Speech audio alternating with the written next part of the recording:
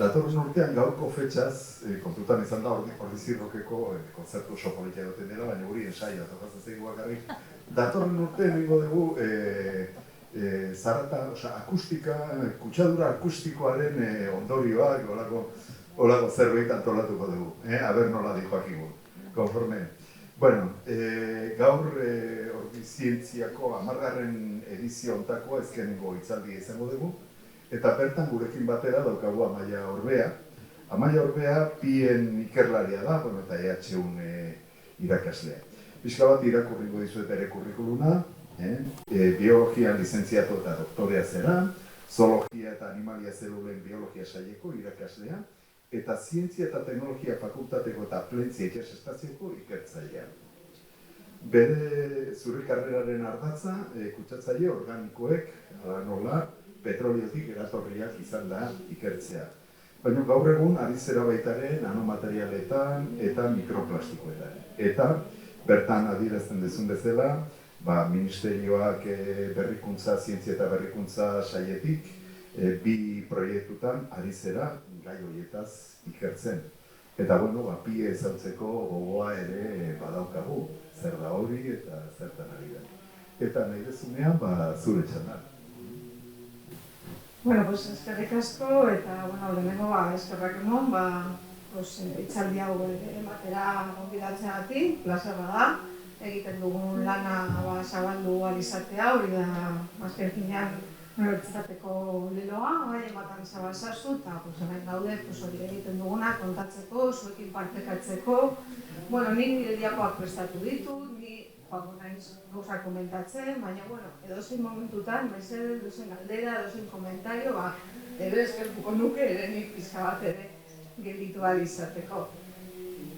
Hau da gaurko hitzaldiaren izenburua, mikroplastikoa, kutsatzaile kimikoen koktela, itsasoan, eta, pizka bat hitzaldia garatzen da heinean, joango gara ikusten pizka bat izenburu honen zergatia.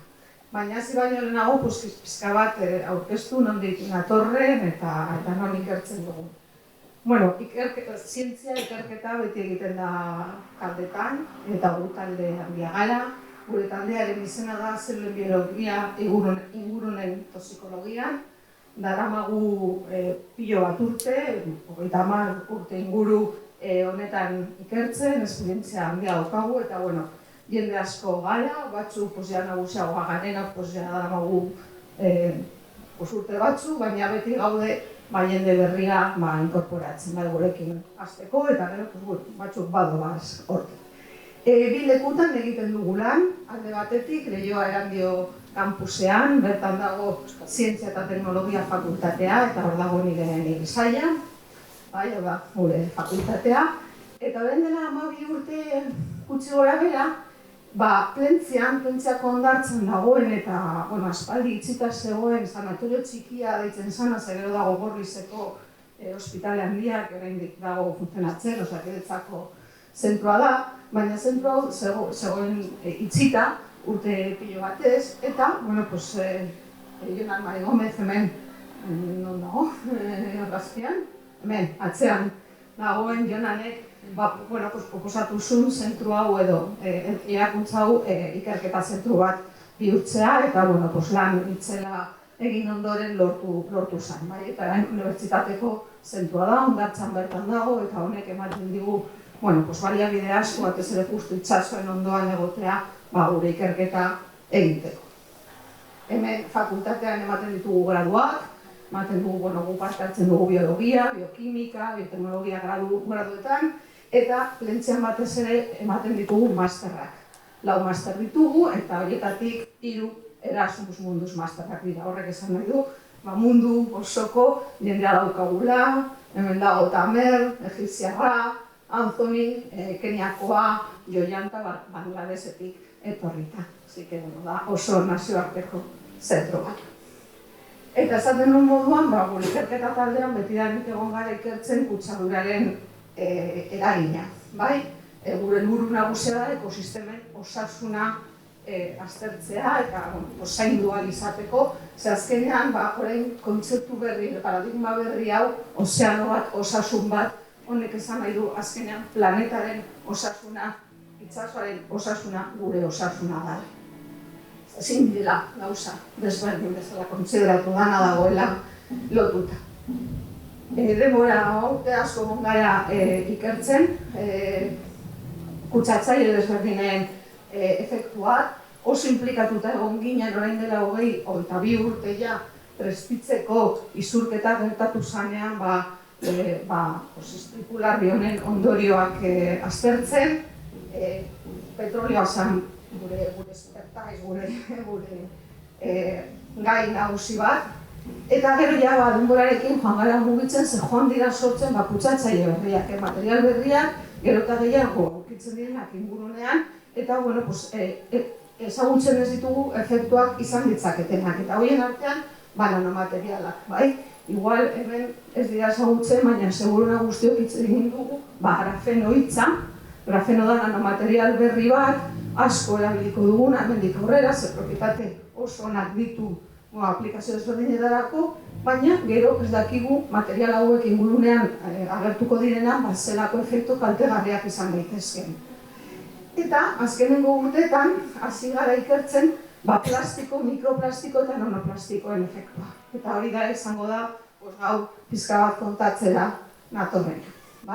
Hainbat proiektu daukagu gai hauen inguruan, ja batzuk bukatu ditugu, Eusko Jaurlaritzak finantzatuta, Ministerioa finantzatuta, inkluso Europak finantzatutakoak, baina orain batez ere hemengo 3 hauetan lan egiten ari gara. Así que, hemen diru asko dago Europa eta Espainiako gobernuak, Eusko Jaurlaritzak ere diru kantitate handia sartzen ari dira gai hau ikertzeko.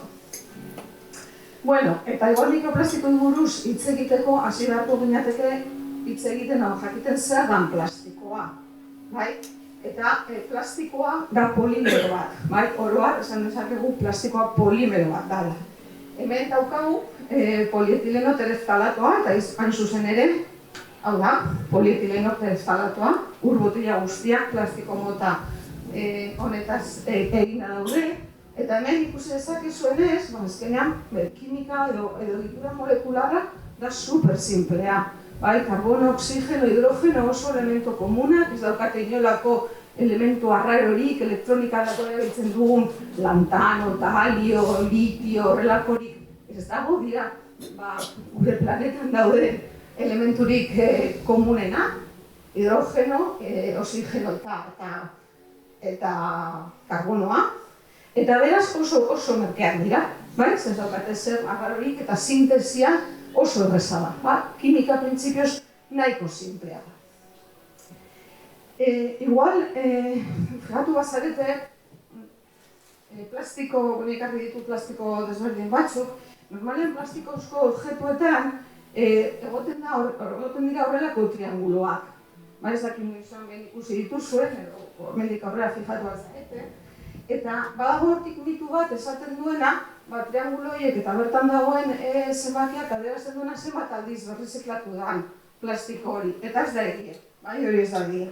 Bakarrik adierazten du ze plastiko mota da.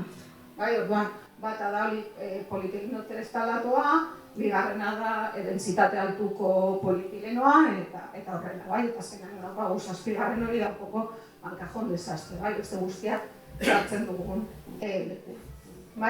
Eta, plastiko mota asko daude, ze gaur egun plastiko, gauza guztietarako erabiltzen dugu, plastikoz inguraturik bizitzen gara. Eta zer dira mikroplastikoak? Mikroplastikoak dira plastiko partikula txikiak, kontzeptua usortu zen orain dela 20 urte inguru, 2004an Thomsonek proposatu zuen termino hau 5 milimetro baino txikiagoak ziren plastiko partikulak itsasoan aurkitzen ziren plastiko partikulak definitzeko. Baina pizka bat, ikerketarako definizio gelditu zaigu pizka bat partikula handiegiak dira, eta orain batez ere konsideratzen dugu mikroplastikoak milimetro bat baino txikiagoa diren plastiko partikulak. Jatorriari begiratzen badiogu, beste zailkapen bat egin dezakeguna, lehenengoa da mikroplastiko primarioak, eta mikroplastiko primarioa dira, ja tamaino horrekin produzitzen ditugun plastikoa. Zuzenean, industriak horrela produzitzen du, partikula txikietan. Eta mikroplastiko sekundarioak aldiz dira plastiko handietatik edo makroplastikoen zatiketatik lortzen diren fragmentuak. Bai, eta batez ere hau dira ingurunean topatzen ditugunak. Plastiko gauza handia, plastikozko gauza handia, denborarekin badoaz apurtzen eta badoaz askatzen mikropartikula hauek, bai, mikroplastiko sekundario hauek. Mikroplastiko primarioekin bizka bat igual intizo bat egiteko, komentatu nahi nun peleten historioa, ze industriak, plastikoa gehien bat petroleotik sintetizatzen da, bai? Petroleoko produktuak dira erabiltzen ditugunak plastikoa egiteko. Eta hortara dedikatzen diren enpresek horrela egiten dute plastikoa, ez dute egiten guk erabiltzen ditugun botillak, egiten dituzte pelet hauek, bai? Eta gero normalean dago bigarren enpresa batek, azkenengo produktuak egiten duena. Eta honek esan nahi du, askotan, enpresa honetara kilometroak, inkluso milaka kilometroak egon aldirela, eta pelet horiek garraiatu egin behar dira. Eta hori arriskua dauka. Eta ondo dakigu, zen justu orain, dela urte bete, gertatu zen Galizian, plastikozko peleten izurketa hau, gogoratuko duzu ez, komunikabideetan egon zen, nahiko iskanbila politikoa ere egon zen, honen inguruan, porque azkenean prestitzaren izurketa gogorazten zuen, bai?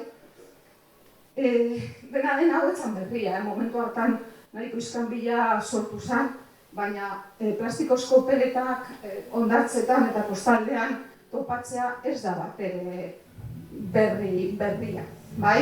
Hau da Kanarias Erletan egindako ikerketa bat, hau da Lanzaroteko hondartza bat, eta ikusi dezakezuen ez, hemen gaude mikroplastiko pilo eta ia erdia peletak dira.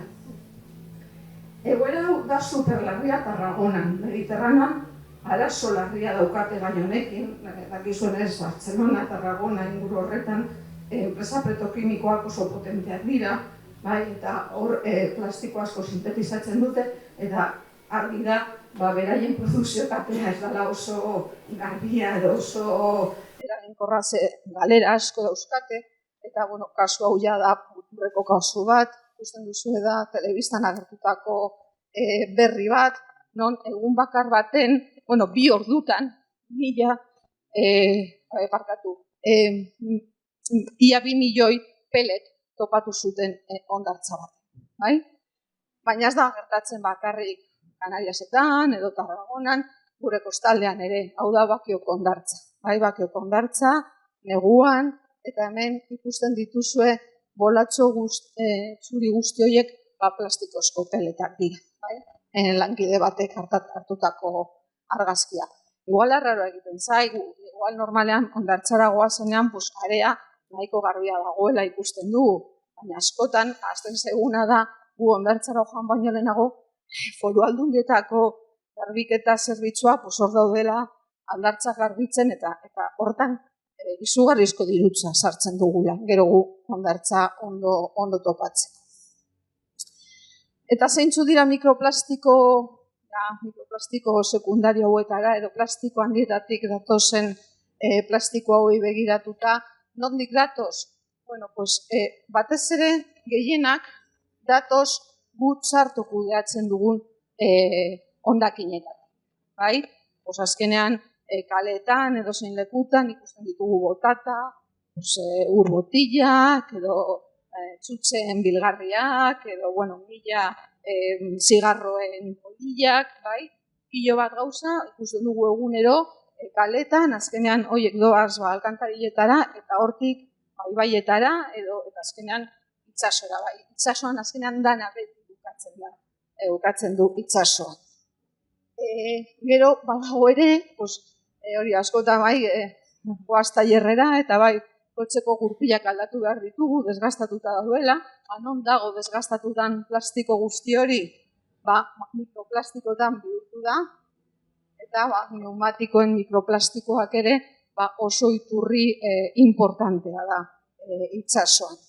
Eta baita ere, gero eta gehiago arropa. Ze gero eta gehiago erabiltzen dugu arropa sintetikoa, bai?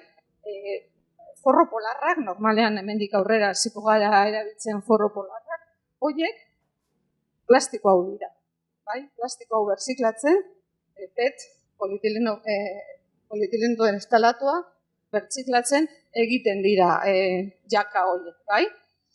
Eta, gero, hauek garbitzen ditugunean, hauek mikroplastikoa, mikrozuntzak, horrelako mikrozuntzak askatzen dute, eta hori jakina zuzenean urarekin, etxetik joaten zaigu, eta zuzenean, araztegietara, eta hor lortzen dituztenak berreskuratzen, berreskuratuko dira, dena den joango dira lodoetara, eta horiek ere fertilizante moduan erabiltzen dira, osea, nolabait berriro sartzen ari gara ekosistematan, eta gazte batzuk askatuko dira, eta efluenteekin joango dira itsasora. Ikerketa honetan ikusten baduzue, konparatu zuten 3 oial mota, esan dezakegu, bai, hau da poliester kotoiarekin, asketa bat, hau poliester bakarrik eta beste bat akrilikoa, hau da zelan ikusten dira zuntzoiek mikroskopio elektronikoan, bai, eta gero egin zuten froga bat, hauetako 6 kilo garbituta, 6 kilo da gutxi gora bera, garbigailu handi baten sartzen zaigun kolada bat, bai, garbitzen 6 kilo garbitzen dugun bakoitzean, adibidez, hauetatik 700.000 zuntz baino gehiago askatzen. Hori, garbigailua jartzen dugun bakoitzean. Eta zein da dana honen pizka bat jatorria, ez? Nondik dator arazoa? Arazo hau batez ere dator konsumitzen dugun plastiko kantitatetik, ez? Azkenean, gero eta gehiago konsumitzen dugu, ez dugu ondo kudeatzen hondakinak, eta hori da emaitza. Eta pizka bat, datu batzuk erakutsi nahi nizuen, problematikaren pizka bat tamaina edo ikusteko. Grafika hau da pizka bat zaharra, baina gustatzen zait erabiltzea, gero datu berriagoekin konparatu ahal izateko, bai, hau da, zein izan da mundu mailan plastiko guztien produzio kantitatea. Bai, zenbat plastiko ekoizten den munduan historian zehar. Eta gogoratu behar dugu ere, plastikoa komertzialki sortu zen pasaden mendeko 50ko hamarkadan. Dinot, ez da material nahiko berria. Bai, ni, daukat adin bat, baina, eta emean nintzanean, jakinan illa plastiko ezagutu nuen, baina ni pentsatzen dut, eta nire aitonamonen haurtzaroan, ez egon plastikorik. Beraientzako, izan da, produktu bat berria sortu zana momentu baten, baina guretzat, orain, da, ohikona, ez genuke, ezin genuke imaginatu zelan izango da bizitza plastikori gabe, ez?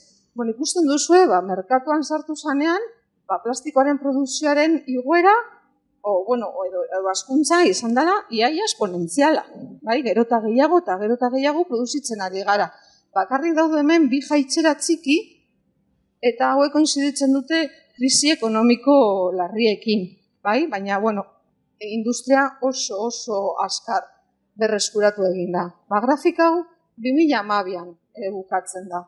Eta 10 urte eta gero, eta hemen gogoratu lehen esan dizu dela mikroplastiko termino hori 2004an sortu zala. 2004an baginan konstiente arazo bat geneukala, plastiko pilo bat zegoela itsasoan. 10 urte eta gero, hau dira zenbakiak. 10 urtetan, plastikoaren produzioa 140 mendatu egin da. Gero eta gehiago erabiltzen ari gara. Eta orain produzitzen ari gara 400.000 milioi tona hauetatik 9% baino ez da plastiko berziklatua. Beste guztia, hau da, 180 baino gehiago jarraitzen dugu produzitzen zuzenean petroliotik. Petrolioa erabiltzen dugu gero eta plastiko gehiago produzitzeko. Eta hemen dauzkazu ere pizka bat zeintzu dira produzitzen ditugu plastikoak, batez ere gehien produzitzen dena da polietilenoa. Baina igual, plastiko motak ikusi baino interesgarriagoa da ikustea zertarako produzitzen dugun plastiko hau, zertan erabiltzen dugu plastiko hau. Gehiena bilgarriak egiteko, gehiena ontziak, bai? Pakitzin, melez ez detzen duguna, hori bilgarriak egiteko, bai? Gauza, paketatzeko erabiltzen dugu, ia, eguneko 40. Pixka bat honetara bueltatuta, komentatu nahi nun, argi da, hainbeste aplikazioa baldin badago, eta hain material erabilia baldin bada, kimika honen atzean zerbait gehiago egon beharko da. Kimika hau simpliegia da, hainbeste aplikazioa azaltzeko. Eta egia da, ez da horren simplea, adibidez berriro argazki honi begiratzen badiogu, hemen dauden multzotxo horiek guztiak dira plastiko mota berdine, bai, polimeroaren aldetik, seguro nahi igual polietileno izango da, baina guztiak dira polietilenoa. Baina argi da, desberdintasun badagoela beraien artean, ez? Ez dira guztia berdina. Kolore desberdina daukat. Horrek esan nahi du, zerbait gehiago izan behar dute, kolore desberdina izateko. Hori da deitzen duguna, gehigarri kimikoak, aditiboak, bai? Eta milaka aditiboak daude plastikoari gehitzen ditugunak, plastikoaren propietateak aldatzeko. Kolorea, malgutasuna, iraunkortasuna, da, bai? Hemen jarri dizuet adibide batzuk, bai? Adibidez.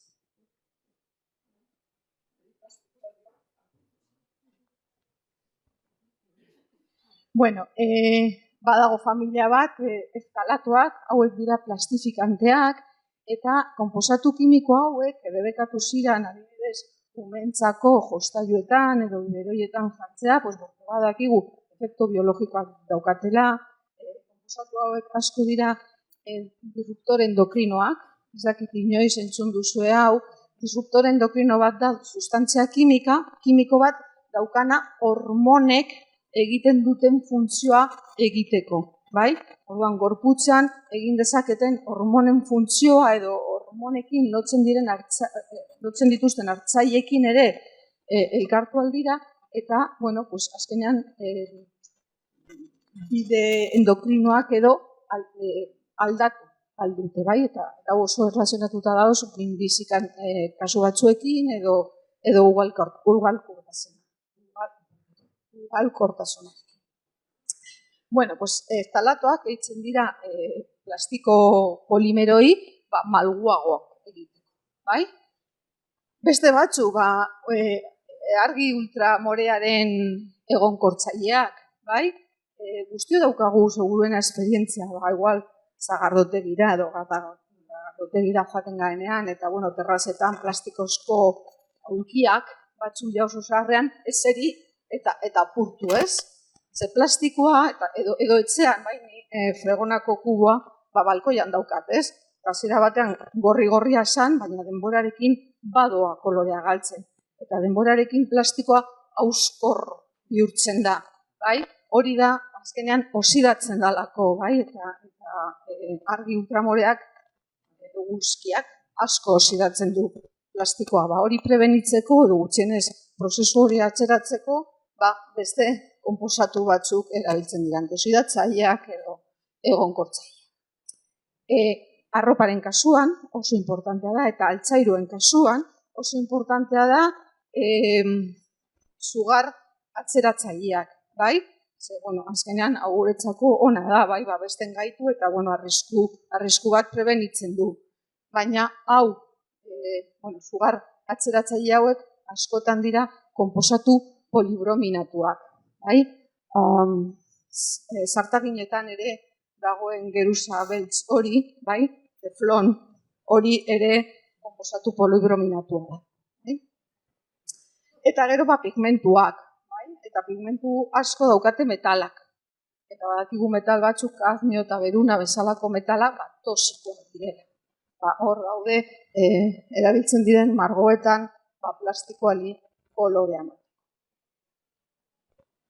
Hemen, erakutsi dizuedan molekula honetan, hemen dauden elementuak daude kobalenteki lotuta, hau da, oso estuki daude lotuta beraien artean, oso zaila da kate hauek apurtzea. Honek esan nahi du, energia asko behar du kate hauek apurtzeko. Baina aldiz, konposatu hauek ez daude horren fuerte lotuta. Baizik eta lotura asko zaulagoa da, horrek esan nahi du askatu daitezkela. Eta hori da, gertatzen dana ingurunean. Plastikori gehitzen diogu egarri guzti hauek askatzeko joera handia izan dezakete. Así que, plastikoarekin gertatzen zaiguna da, alde batetik daukagu sortu ditzaketen efektu fisikoak, partikulak dira, tamaina eta forma desberdineko partikulak dira, eta horrek efektu mota batzuk sortu ditzake, baina bestetik dago efektu kimikoa. Kimiko mota desberdin asko askatzen ari dira plastikoa. Eta gu guzti horretara esposatuta gaude. Produzitzen diren momentuan, erabiltzen diren momentuan, eta gero hondakinak sartu kudeatzen dugun momentuan. Baina ez da hori bakarrik. Nik pizka bat gehiago ere komplikatuko dut. Gauza da, behin ingurunean daudenean, ingurunean dagoeneko dauden kutsatzaileak ere plastiko partikula hauei lotzen direla. Akigu, gehiago edo gutxiago, baina itsasoa, ibaiak, eta ere badaude area jakin batzuk, kutsadura maila altuak izan dezaketenak, eta batez ere hor aurkitu ditzakegu, baita ere petroleoaren edo gasolinaren osagaiak, ez? Eta produktu hauek dira oso hidrofobikoak, ez dira ondo eramaten urarekin, oso disolbagarritasun basua daukate uretan, baina aldiz plastikoa oso hidrofoboa da, naz justo plastikoaren kontrako, horrezgatik plastikoa ez da guztitzen eta muga propietate horren ona dauzkan, plastikoaren azalarekiko ikargarritasun handia daukate. Orduan, kutsatzaile guzti hau dagoeneko inguruan dauden kutsatzaile guzti hauek plastikoari atxikitzen zizki. Orduan, azkenean zer daukagu? Hau zan pizka bat nire hitzaldiaren izenburua. Ez daukagu bakarrik plastikoa, ez daukagu bakarrik polimero hori. Baizik eta azkenean ingurunean topatzen ditugu plastiko partikula horietan daukagu kimikoen koktel oso konplexuak. Dauzkagu plastiko hori ekoizteko erabili diren sustantzia kimika guztiak gehi ingurunean atxikitu egin zaizkien kutsatzaile. Eta hor daukagu koktel. Koktel politori urdina izan zana hasieran ja orain ez da horren erakargarria. Eta zeintzu dira plastikoen efektuak? Plastikoen efektuak oso anitzak dira eta oso dibertsoak eta ikuspegi askotatik aztertu ditzakegu. Eta baita ere oso erlazionatuta daude plastikoen tamainekin. Hau da ere beste lankide batek hartutako argazki bat, uste dut armintzako ondartzan edo, eta kasu honetan hemen ikusten duguna da, urbotile batean lanternak atxikitu egin direla. Eta igual kasu horretan zentzartu, ez? Baina espezie baditzaile bat izango balitz, normalean animali hauek arroketan atxikitu egin behar dira. Eta dira, esaten dugun animali bentonikoak edo sesiak ezin direnak mugitu. Baina, flotatzen ari diren plastiko hauek mugitzeko ahalmena ematen diete. Eta itsasoko korrienteekin munduan zehar mugitu daitezke. Eta honek azkenean aldatzen du populazioen ekologia. Aldatzen du espezien banaketa munduan eta errazten du espezie inbaditzaileak ekosistema batetik bestera mugitzea.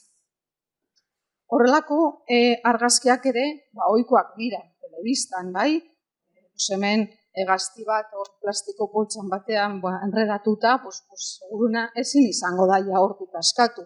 Horrela ezin du egan egin, horrela ezin delikatu, eta arazo larriak izango ditu. Baleak edo katxaloteak edo ugaztun itsastarrak ere hondartzetan aurkitzen ditugunean askotan urdaila plastikoz beteta izaten dut. Txikiagoak diren plastikoak animaliek eta batez ere, arrainek jaten dute. Eta gainera nahiko erakargarriak egiten zaizkie, seguruena beraiek detektatu aldute nolabaiteko usaina edo produktu kimiko guzti hauek, hori erantzun lehen komentatu ditudan erantzun horiek dira aromatikoak, horrezan edu, gasolina, guzti dakigu, disolbatzaile organiko zelako usaina daukat, animalentzako ere, batzutan usain horiek erakargarriak dira eta jateko joera daukat. Plastikoa jaten badute, ez dute beste gauza jango, ez dute benetan behar dituzten elikagaia jango. Horrek esan nahi du, azkenean energia gutxiago lortuko dutela. Energia gutxiagorekin, ezin dira hasi, ezin dira ugaldu, ezin dira beraien sistema immunea ondo mantendu. Eta hori dira peletak, lehen ikusi ditugun peletak, baina mikroplastiko guztiak ez dira horrelakoak. Makroplastiko hauetatik plastiko txikiak sortzen direnean, zatitzen direnean, normalean partikula horiek daukate ertz nahiko zorrotzak. Eta horrek baita ere zauriak sortzen du. Arrainek plastiko partikula horiek jaten dutenean, zauriak sortu du daitezke. Eta zauri horiek ere dira beste patogeno batzuen sarrera. Azkenan infekzioak harrapatzeko errezago.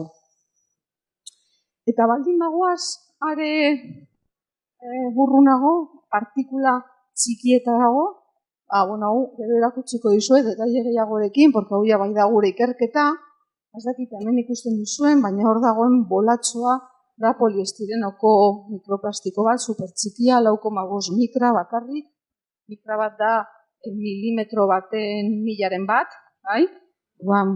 hau bakarrik ikusten da mikroskopioarekin, eta hemen ikusten ari garena da, plastiko partikula hau zeharkatzen ari da muskuilu baten urdailaren areta.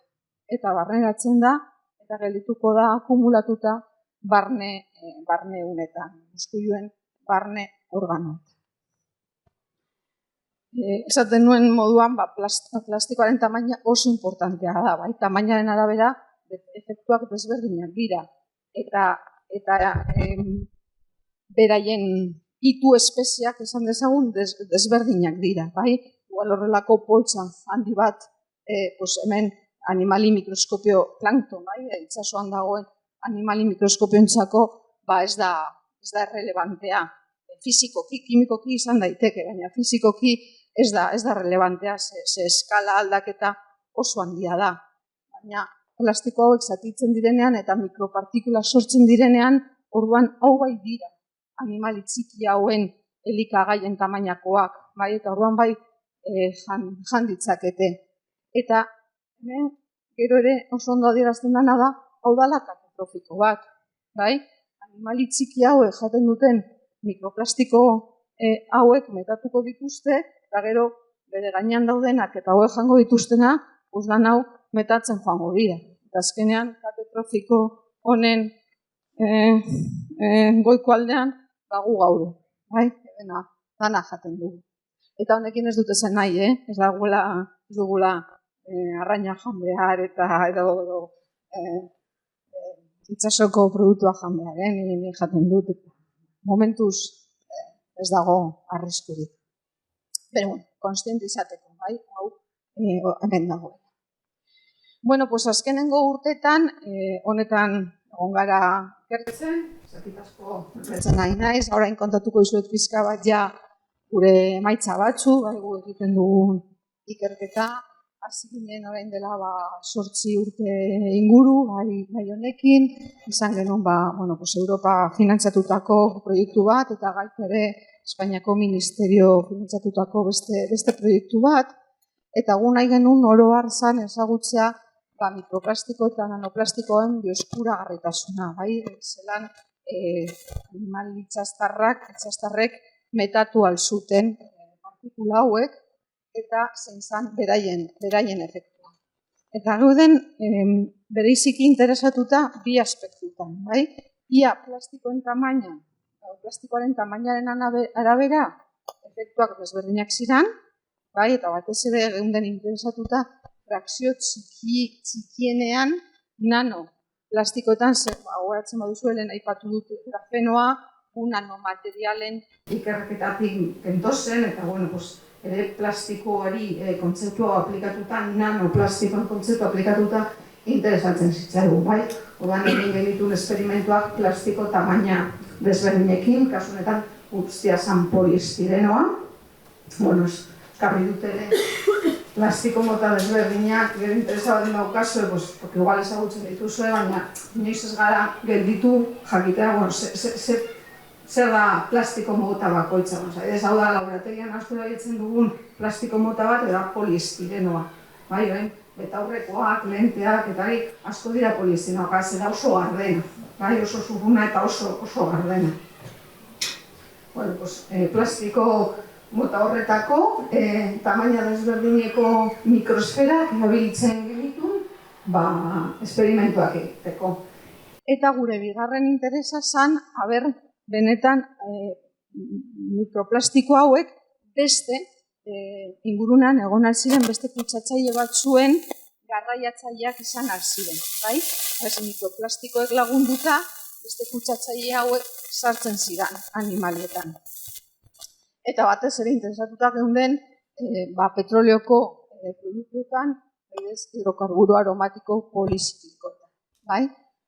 Gero, hau aipatuko dut behin baino gehiagotan, zera normalean erabiltzen den konposatu bat modelo bat da, ikerketa asko eta asko daude bentsoapirenoarekin da hidrokarburo aromatiko polizikliko.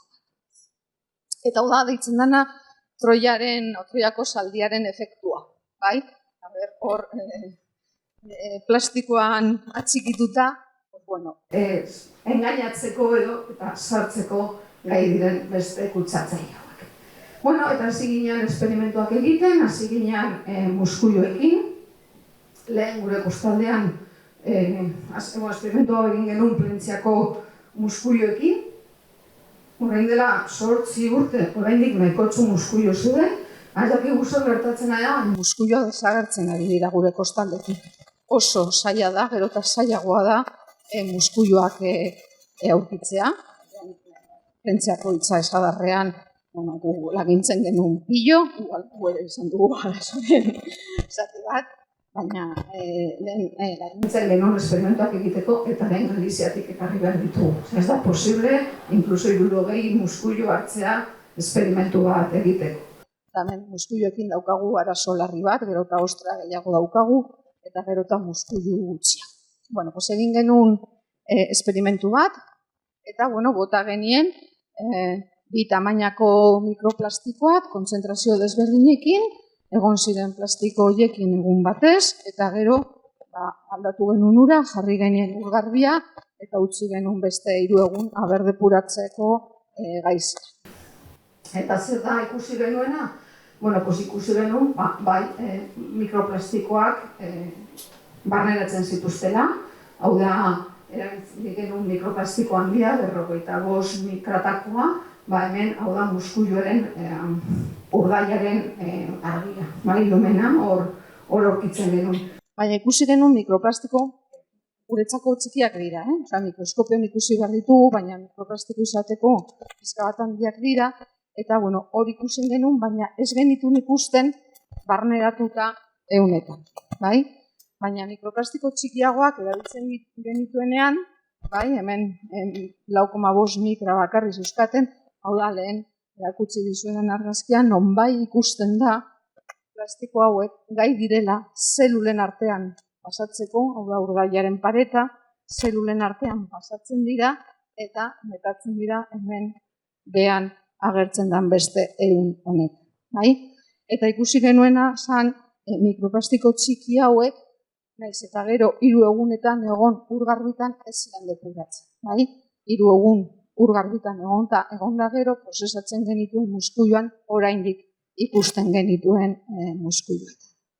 Hemen ere, beste argazki horretan, hau dira muskuioen sakatzak, gure birikia bezala, hau da arnaz egiteko erabiltzen duten organoa, hemen ere sakatzeko zelulen artean ere mikroplastikoak topatzen dira.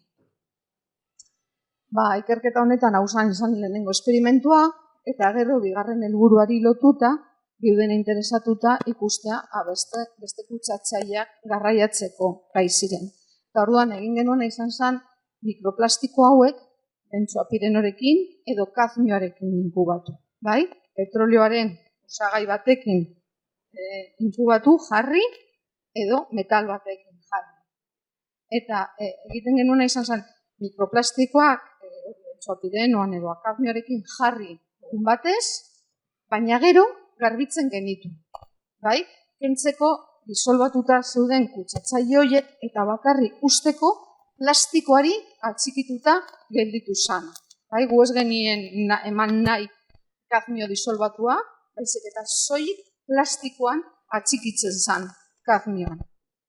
Bueno, eta errepikatu genuen esperimentua, egin genuen beste esperimentu bat ja 3 egunez, bai, non genukan muskuilu garbiak, kutsatu gabe, muskuiluak bakarrik mikroplastikoekin, mikroplastiko eta benzoapireno, bai, kutsatzaile organiko hau, benzoapireno bakarrik, hau da kontrol positibo bezala, bai, konparatzeko, beste talde bat, mikroplastikoak kadmioarekin, eta azkenengo taldea bakarrik kadmio. Bueno, pues hori izan genuen muskuiluak 3 egun, eta gero egin genituen analizi kimikoa. Eta zer da analizi kimikoetan ikusi genuena? Pues hemen dauzkazuen emaitza, bai? Gu egin genuena izan zen muskuiluen barnean zegoen kadmio maila edo benzoapireno maila neurtu, bai? Zeintzu ziren kutsatzaile hauen mailak muskuiluen ehunetan. Bueno, talde kontrola eta mikroplastikoen taldea kutsatzaile hau dagokiela berdina zen, printzipioz mikroplastiko hau garbi zeuden, ez zeukaten kadmiorik, ez zeukaten benzoapirenorik, orduan hemen neurtu genitun, eta hor da topatu genitun maila, bai, balio hauek. Dia balio oso basuak, azkenean hau da, seguruena ja, zelaitik zeukaten balioak ziren, bai, ingurunean dauden konposatuaren balioa. Eta aztertu genuen talde hau, bai, mikroplastikoa kadmiorekin kutsatuta zegoen talde hau, ikusi genuen balioak oso antzekoak zirela, bai? Etzala emendatu kadmioaren maila. Honek esaten zigun plastikoek ez zuten kadmio askorik absorbitu, bai? Plastiko horiek ez ziren gai izan kadmioa akumulatzeko, eta beraz ez zuten garraiatzen kadmioa muskuiluetan, bai, ez zuten emendatzen kadmioaren maila. Baina benzoapirenoren balioak ikusten dugunan egoera etzan hori, bai? Ia, 18 nanogramo izatetik pasa ziren 3000 nanogramo izatera, bai? Honek esaten zigun azkenean poliestirenoko partikula horiek izugarrizko ahalmena zeukatela benzoapireno atxikitzeko eta garraiatzeko muskuiluetara. Ez ditut jarri datuak, pizka bat gauza ez konplikatzeko, baina bigarren esperimentu bat errepikatu genuen prozedura hau, baina erabili genuen beste partikula bat txikiagoa zena. Beste mikrosfera bat, poliestireno mikrosfera bat, are txikiagoa zana. Eta masa berdinerako partikula txikiek benzoapireno gehiago akumulatzeko, benzoapireno gehiagoren akumulazioa sortzen zuten. Eta azkenean logikoa da, ez? Nahiz eta masa berdina izan, partikulak tamaina txikiagokoak baldin badira, azalera gehiago daukagu. Partikula zenbaki gehiago daukagu, eta azalera gehiago non kutsatzaileak pegatu aldiren. Bai? Eta berriro ere, gero eta partikula txikiagoa izan, arriskua handia da. Alde batetik, ehunetan sartzeko ahalmen handiago, eta bestetik, azalera gehiago daukagunez, beste kutsatzaile batzu garraiatzeko ere ahalmen handiagoa. Beste ikerketa bat egin duguna, beste espezie batzuetan zer gertatzen zen ikusteko, hemen aurkeztuko dizuet, badakit gure aztergaia itsasoa dela, normalean ez dugu lan egiten ibaietan, baina bai erabiltzen dugu ibai urgesatako arrain bat, da zebra arraina, ze da modelo bat. Bai? Arrain hau ez dugu erabiltzen urgesatako arraina dalako, baizik eta modelo bat. Bai? Modelo bat, inkluso medikuntzan erabiltzen dana. Badaude arrain espezionetako, badaude lerro transgenikoak non kantzer mota guztiak ikertzen diren. Biomedikuntzan daude munduan zehar ospital askotan arrain hau daukate ikerketa egiteko. Eta uste dut prostata eta bularra minbiziak endutaz ez daukate prostata, ez daukate bularra, beste kantzer mota guztietarako modeloak daude.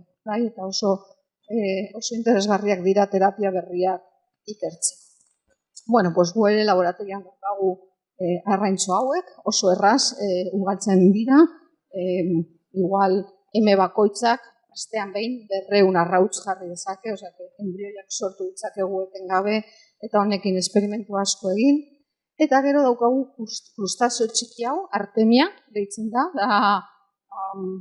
krustazio super txikia, mikroskopikoa, ekoizten duguna arrainak elikatzeko, eta baita ere esperimentuak egiteko.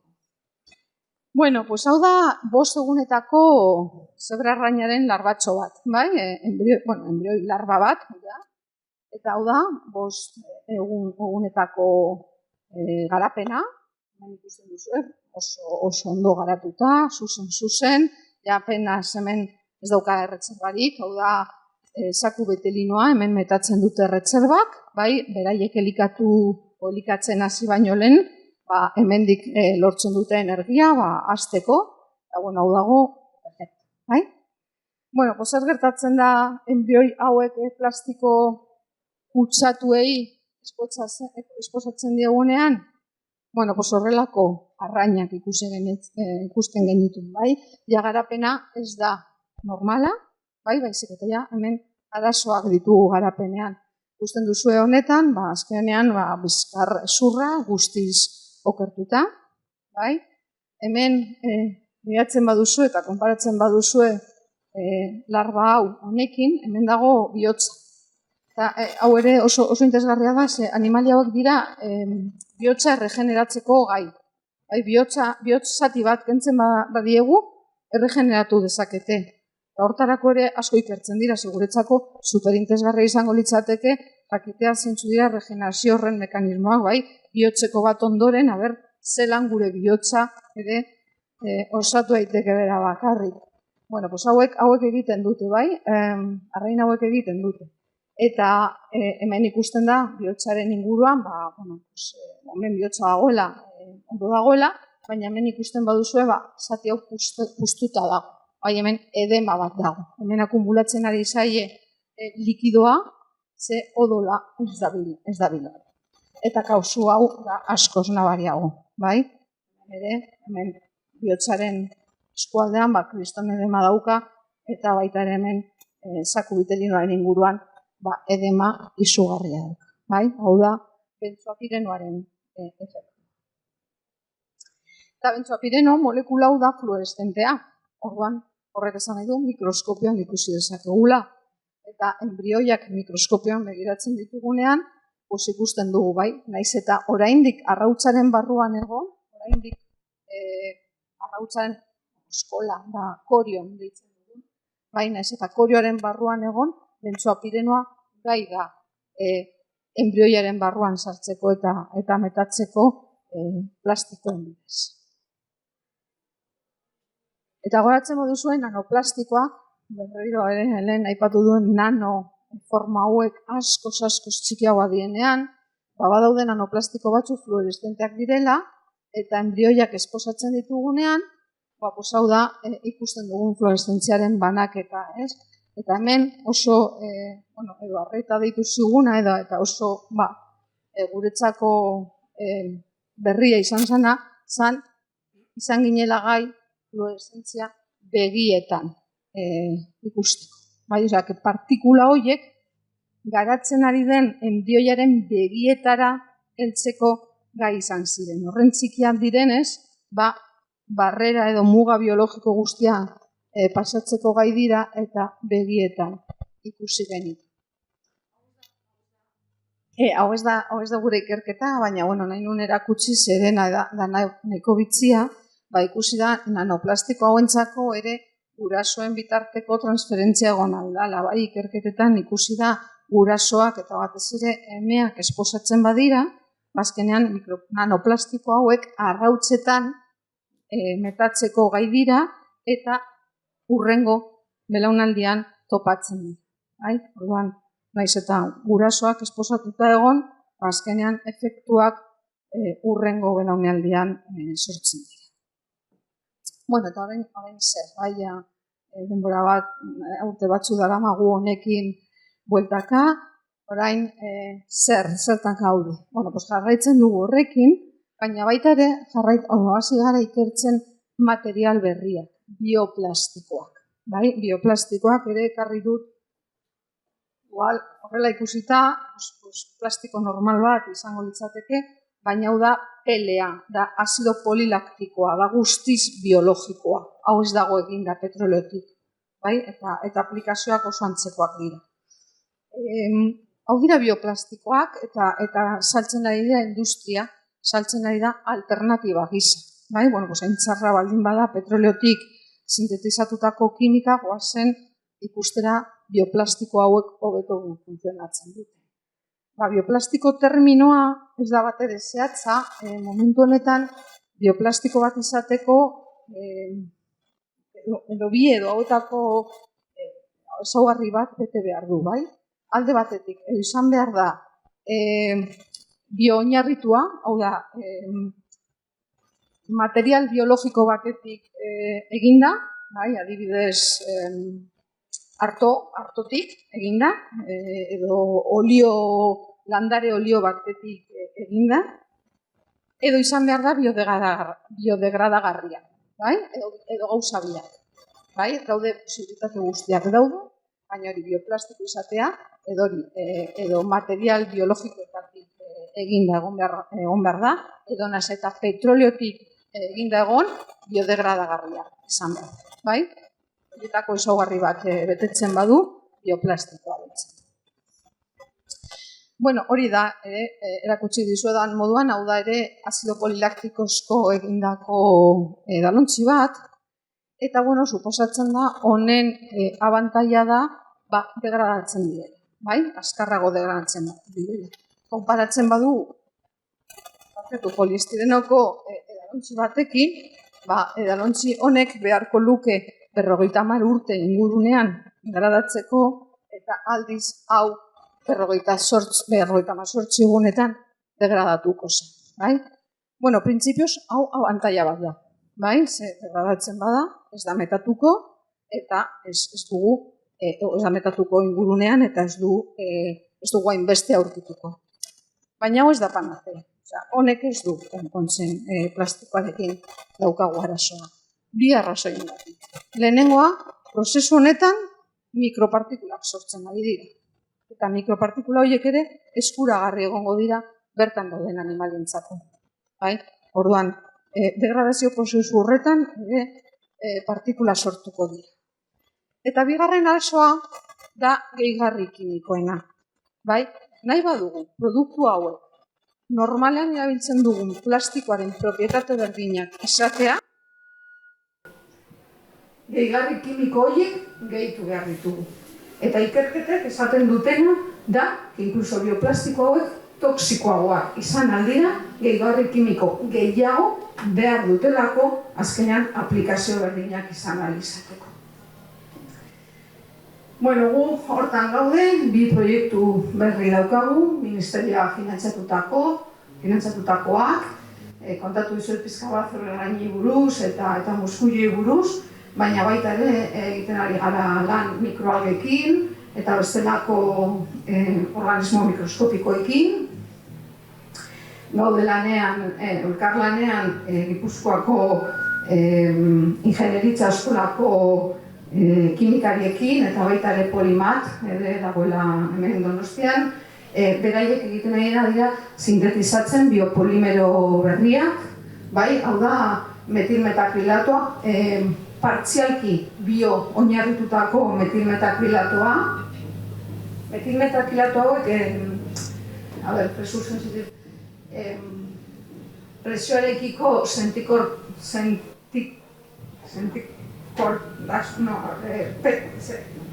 presioarekiko sentikorra diren pegamentuak, bai, dira azkenean etiketak, bai, ontzietara pegatzeko erabilitzen dugun pegamentua, bai? Eta gero bestetik poliuretanoak, bai, poliuretanoak, askotan isolamendu moduan, bai, isolatzaile moduan erabiltzen dugu, adibidez eraikinetan, espuma hauek poliuretanoskoak direnak, kasu honetan bio-oinarritutakoa. Edo margoak egiteko ere asko erabiltzen da poliuretano. Guretzako sintetizatzen ari dira polimero partzialki bio-oinarrituta dauden polimero hauek eta gu testeatzen ari gara. Bai? Eta gu dira orain lortzen ari garen emaitzak, justo orain pasaren ikasturteko master tesi baten emaitzak dira, oraindik ez dugu publikatu, primizia moduan, kontatuko dizuet. Testeatzen dugunean, biopolimero oinarrituta dauden polimeroien tosizidadea, hemen ikusten duzu, lerro urdina, ematen du nahiko seguruak direla. Ez dute hilkortasunik sortzen, arrainetan, dena den malformazioak bai sortzen dituzte. Lehen erakutsi dizuedan, edema perikardikoa edo saku betilinan edema bai sortzen dute. Baina oso digarria egin zitzaiguna, izan zen hemen lerro laranja honek adierazten duena. Eta hau, konposatu hau gaufaz, da justo horrelako gehigarri kimiko bat. Polimero hauek egonkortzeko, edo soluzioak egonkortzeko, hau da surfaktante bat. Konposatu kimiko bat gehitu behar zaiena, eta testeatzen dugunean surfaktante hau bera bakarrik, inkluso kontzentrazio oso basuetan izugarrizko toxizitatea eta hilkortasuna topatu genuen. Eta hau da kontatzeko neukana, justo, lusatu naiz gehiegi. Ez didazue gelditu, zikenik jarraitu du, baina orain daukagu aukera nahi duzuena komentatzeko, zalantza galdera baldin badaude, zerbait ez da ulertu. Galdera egiteko mikroa zerez, osakibiliko ea junetorria. Kaixo, galdera bat daukat, agian ez dituzun du ulertu, plastikoak mikroplastiko bihurtzeko azkenean degradazio prozesu bat da, ez? Orduan, zergatik, teoria nik ulertzen dut kristala, beira, inertea dela, eta horregatik ez da inkaltegarria, baina plastikoa orduan biodegradablea, zertarako nahi dugu biodegradatzea, degradatzea horrek sortzen baitu mikroplastikoak,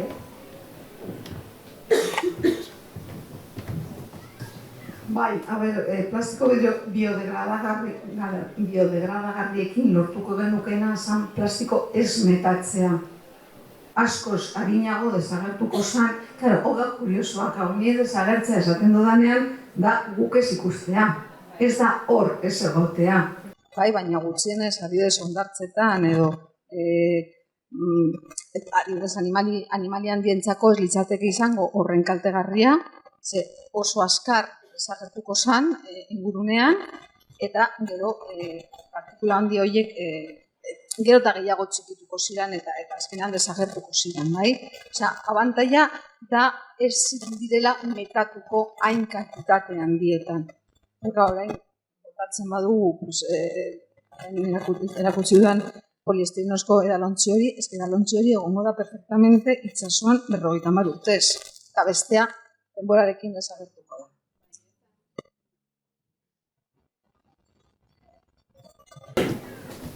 Baina plastikoa handi adibidez, ez da elikadura katean sartuko, hainbeste, txikia, azkenean txikia baldin bada, ez dugu ikusten, baina jan egiten dugu. Plastiko botia bat ez dugu jango, baina bestea bai, ez dut ikusten abantaila gehiagik. Eta gero beste galdera bat daukat, agian ez dakit igualmendik, teorian esaten, entzun da daukat, guk ja egunero iturritik edaten dugu ja mikroplastikoa daudela, ez? Eta orduan, teorian, bai, ulertzen dola plastikoa joten diren itxasora. Baina guk eratzen dugun da, ura adibidez pantanotik eta torrena, hor dago errekatatik eta euriaren orduan. Euria, osea, lainetara ere mikroplastikoak lurrindu egiten dira eta iristen dira.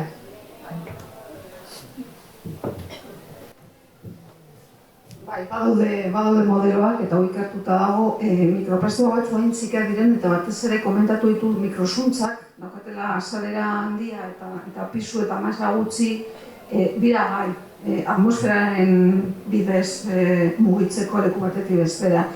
Orain gaur egun plastikoak topatu dira edo non, bai poloetan ere Artikoan eta Antarktidan mikroplastikoak topatu dira eta hor ez dira ikoizten. Beraz, atmosfera garraiotua izan behar dira. Bai. Osa, leku guztietan daude mikroplastikoak. Bai. Beste galderarik? Irtenbiderik, mesedez? Irtenbiderik batzuk? Eixo eskerrik asko. Esan duzu, arraietan, esperimentu egiten ez zatela eta hori, baina gizakin, ulertzen du gizakin ere sartzen diela, ez? Eta orduan, esan duzu arraia lasai jaten duzu, orduan, esan dezakezu pixkatze eragin daukan guregan gauza hauek.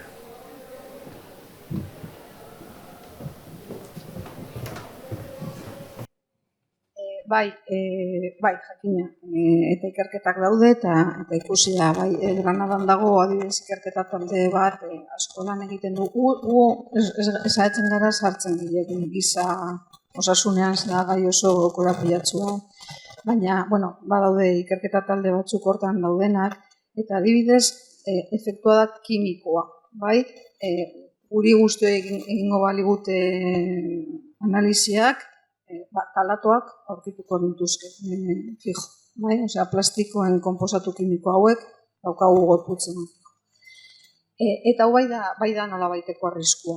Ez dakigu momentu honetan zen izan den maila segurua, luego segurua izango litzateke 0, baina hori ez da posible, esposatuta gaude. Eta hori izan da arriskua, bai, efektu hormonalak izan ditzaketen aditibo hauen eragina. Hortik doaz gauza. Eta hemendik galdetzen ziaten pixka bat alternatiba edo soluzioa. Soluzioa argi da pasatzen dela plastikoaren erabilpena murriztarak. Osea, dagoena badago, eta egongo da luze, eta ezin duguna da jarraitu dagoen mailan. Eta ez da produzitzen dugula plastiko pila baina urtero berdina. Ez, gero eta gehiago produzitzen dugu urtero. Orduan, edo tendentzia hori moteltzen badugu eta edo jai daukau, hori argi da. Hori da, ez dugu lehenengo, esaten dute, ondakinarik hoberena da produzitzen ez dana. Osea, eta baina bigarren irtenbidea da hondakinen kudeaketa hobetzea.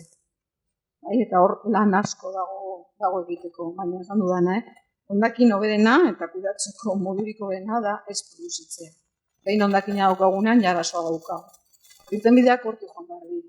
Pizka kontsumo arduratsua egitea, saiatzea batez ere hori da paradoja bat, ez dut komentatu, oso luze izan altzen, baina plastikoarekin gertatzen dena da oso paradogikoa, ez? Inventatu dugu material bat super iraunkorra dana, super persistentea dana, azkenean erabilbakarreko erabilpenentzako. Osea, da kontraesana. Papera, degradatzen da edo apurtzen da, baina plastikoa, zenbat, plastikoa horretan datua. Zenbat irauten du plastiko poltsa bat ingurunean? Justo honetan ez dago, baina urteak. Eta zenbat denbora erabiltzen dugu plastiko poltsa bat? Supermerkatura goaz, ematen digute, orain pizka bat loditsuagoak dira eta berziklatu egin daitezke edo berrerabili daitezke, ez? baina orain dela urte bartzu arte, ematen zigutenak, etxera heldu eta apurtuta zeuden. Batez ere hori, ez dakit, kutxa bat ertzekin jartzen bazenun barruan, llegatzen zinean etxera, poltsa apurtuta zegoen eta zuzenean zaborrera, ez? Orduan, urteak egon aldan material bat, guk 10 minutu erabiltzeko diseinatu dugu. Hau kontraesan handia. Beste galderarik. Bueno, besterik ez badago, eta bukatu horretio, gonbidatu azaroan, besinen hasiko gara hitzaldiak eta antolatzen, mikroalgak eta bere aplikazio bioteknologikoak izango da lehenengo gaina. Bigarren batean, Sergio Seoan izango dugu. Bigarren saio batean, Xabier Muriel eta Xabier Aldanondo biak elkar solasaldi bat egingo dute, rendimendu handiko kiroletan erabiltzen dira tresneriak eta azaltzeko. Hirugarren saio bat izango dugu bertako ekintzaile eta ikerlariekin, Nerea Albarran, Ainitze Sala eta Xabier Zurutuzakin. Eta azkenengo saioa izango dugu azaroan unibertsualen historiaren ezaguera Fernando Plazaolakin.